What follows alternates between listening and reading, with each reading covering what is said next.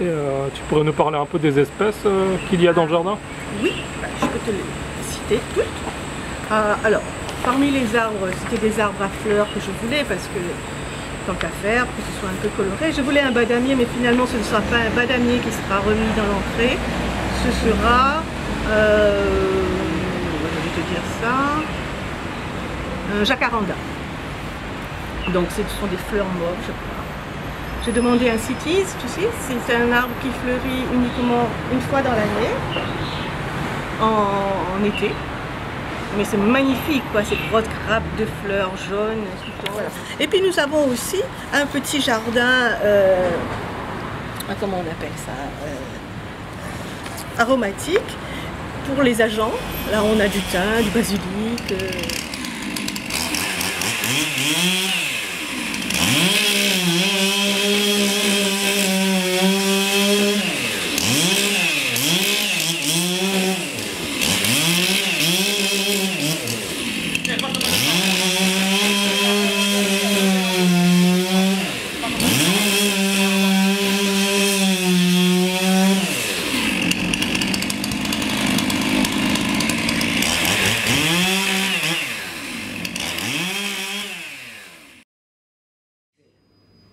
L'œuvre d'art, reproduite, devient de plus en plus la reproduction d'une œuvre d'art destinée à être reproduite.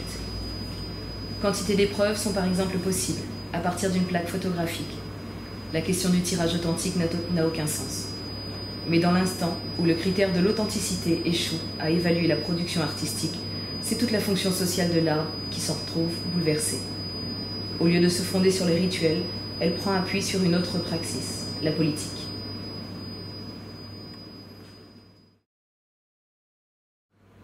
On a alors directement découlé une théologie négative, sous la forme de l'idée d'un art pur, refusant non seulement toute fonction sociale, mais encore toute détermination par le biais d'un sujet concret.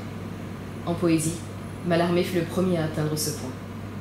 Tenir compte de ces relations est indispensable pour considérer l'œuvre d'art à l'époque de sa reproductibilité technique, car elle prépare la connaissance, ici décisive. La reproductibilité technique émancipe, pour la première fois dans l'histoire, l'œuvre d'art de son existence parasitaire dans les rituels. L'œuvre d'art reproduite devient de plus en plus la reproduction d'une œuvre d'art destinée à être reproduite. Quantité d'épreuves sont par exemple possibles, à partir d'une plaque photographique. La question du tirage authentique n'a aucun sens.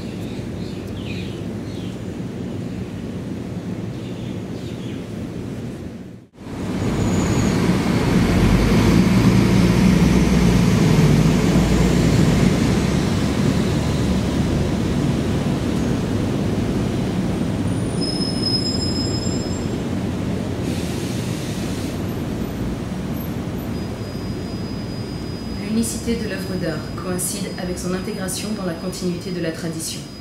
À dire vrai, cette tradition elle-même est quelque chose de totalement vivant, d'extraordinairement changeant.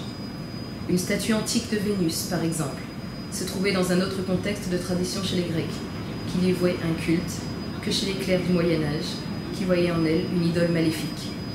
Pourtant, ce qui se présente de la même façon aux deux, c'est son unicité, en d'autres termes son aura.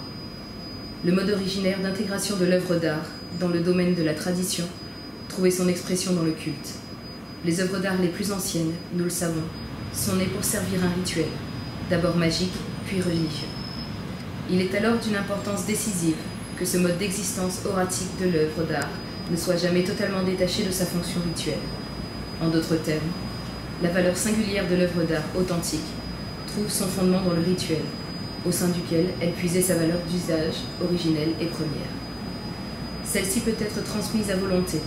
Elle reste présente dans les formes les plus profanes du culte de la beauté, interprétable comme rituel sécularisé. Le culte profane de la beauté, institué à la Renaissance pour dominer durant 3 siècles, fait clairement apparaître ses fondements une fois sa période achevée, à l'occasion du premier bouleversement majeur dans une philosophie. Quand apparaît en effet le premier moyen de reproduction véritablement révolutionnaire de la photographie, le socialisme.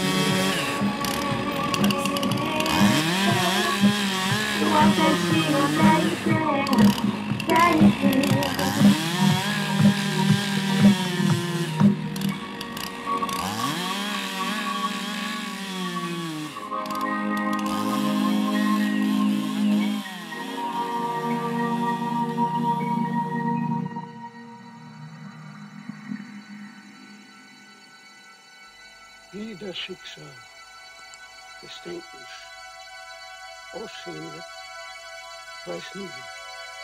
Ich habe im Jahre 1964 meinen